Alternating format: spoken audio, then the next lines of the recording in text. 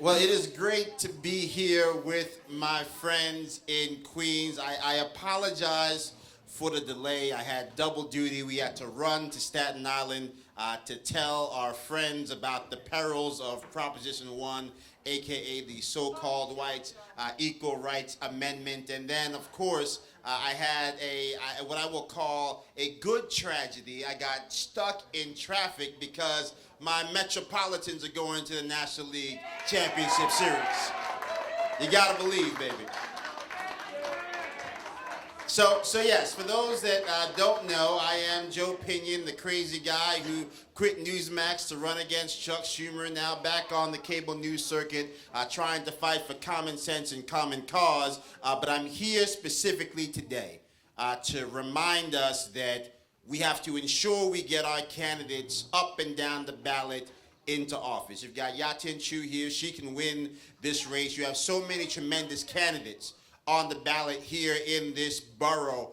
But on the backside of our ballot, pun intended, they have stuck some of the most atrocious language that you've ever seen to come to our state with Proposition 1. It is not just another bad bill from Albany. It is an amendment to the Constitution of our state that transforms the living and dying in New York into something that makes it a very dangerous place for us to live. Yes. When you actually look at what happened here, it's almost as if they want us to believe that we live in a 1919 America, not a 2024 America.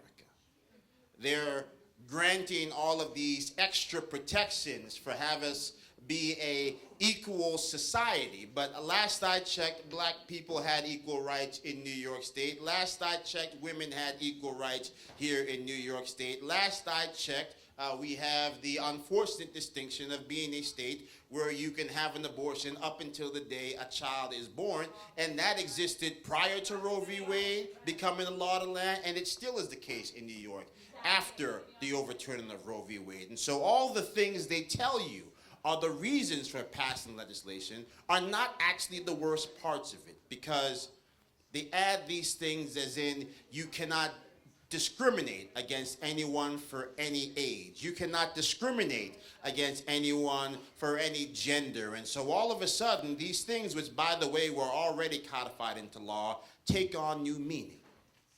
All of a sudden, perhaps you might be able to sue the court or petition the court for your statutory rape case to be thrown out because you're discriminating against a child for their age because this 12-year-old should be able to consent to have sex with a grown adult. Or perhaps it's not just about the boys playing girls' sports, it's about the men who are changing in the women's locker room. You can't discriminate against me. And suddenly the world has gone absolute chaos because now you've got 17-year-old men going on 18 deciding that they want to change in locker rooms with 12-year-old girls.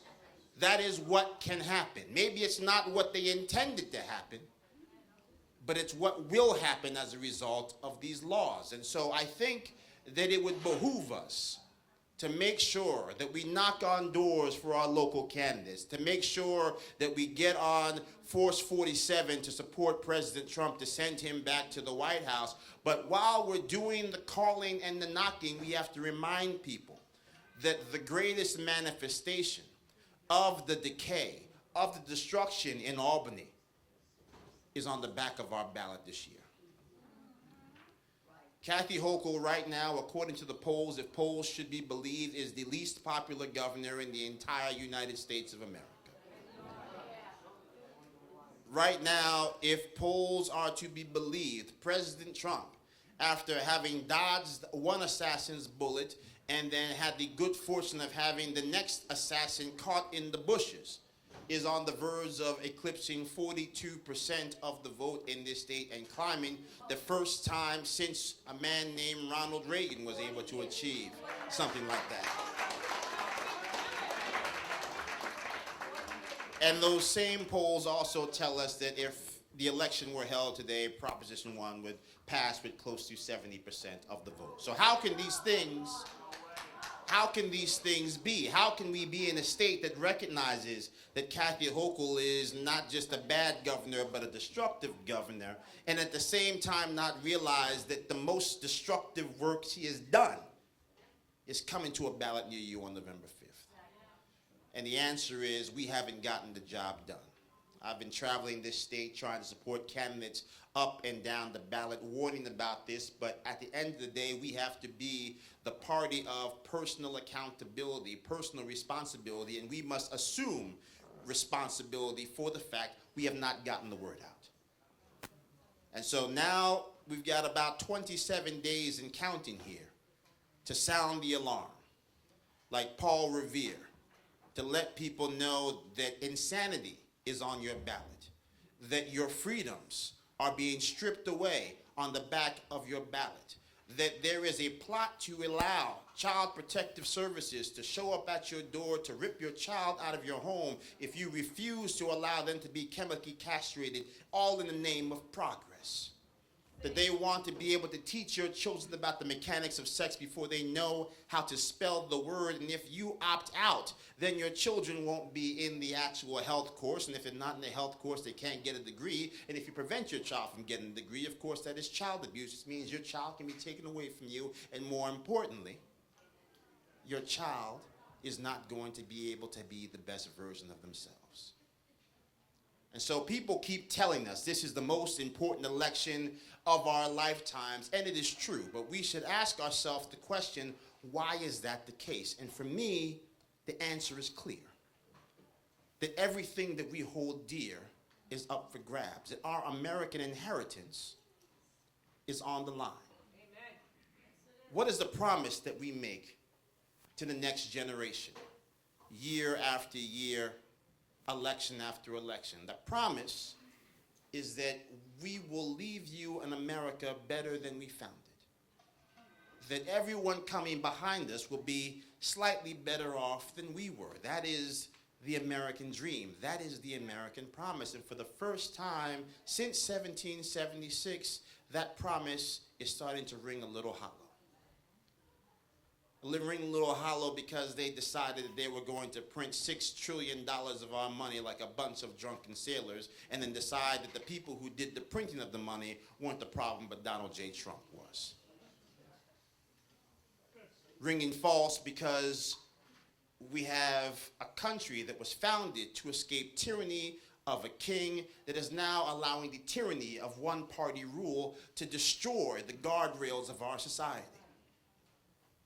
When you look at an attorney general that goes after not just Donald Trump, but his son and his other son and the daughter and the wife, says the entire family can't do business in the state for 3 years. My friend Michael Henry remarked the other day, even the mob doesn't go after the family. And so what does that say about the character of the people in power in this state, the character of the people down in D.C.?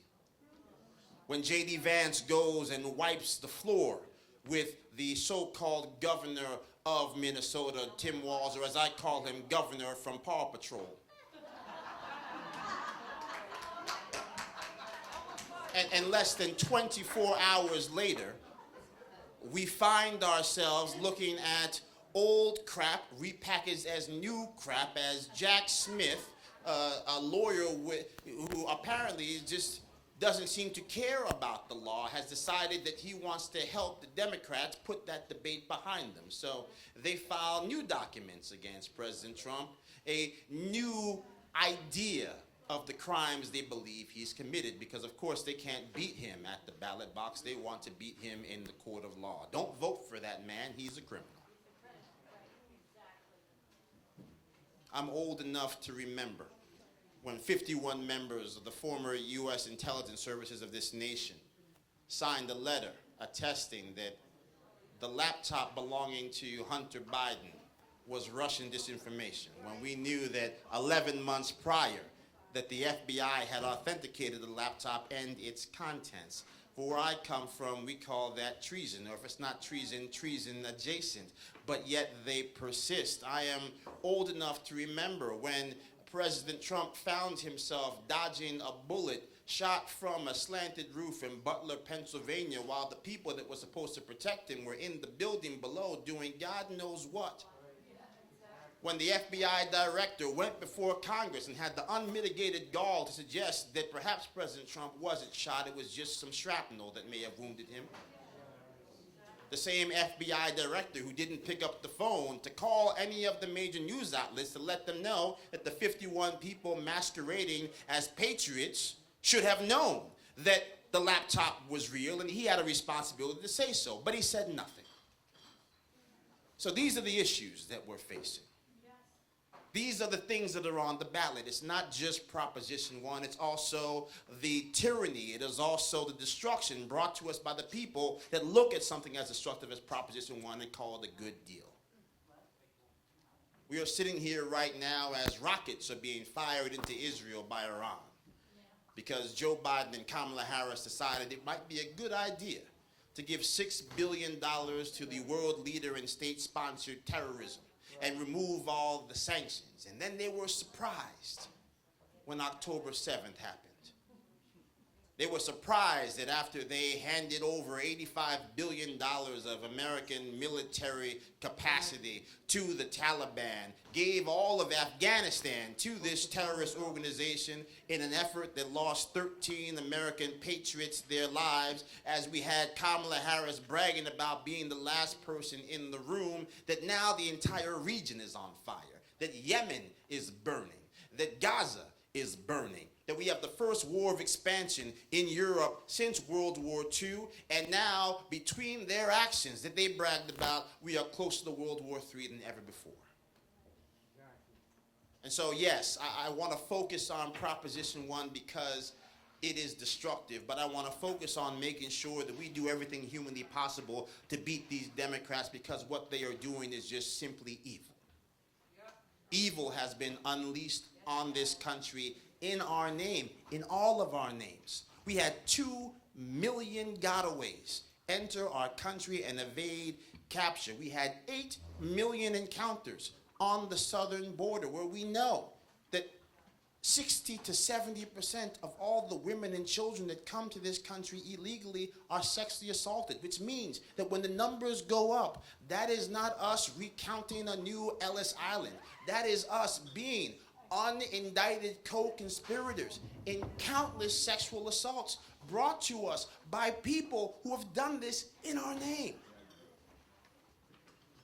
And so let's get active in this election.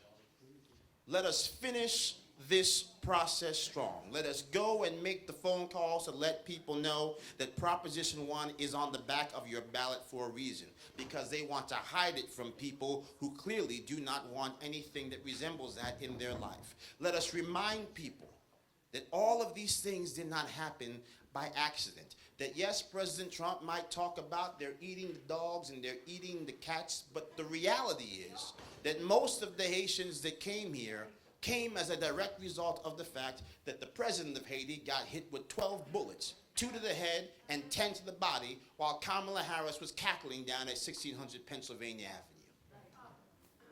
That is failure by design brought to us by these folks. So I want to be respectful here, because you've been here for a very long time, not waiting for me. I've been waiting a very long time to celebrate the return to glory from my New York Mets.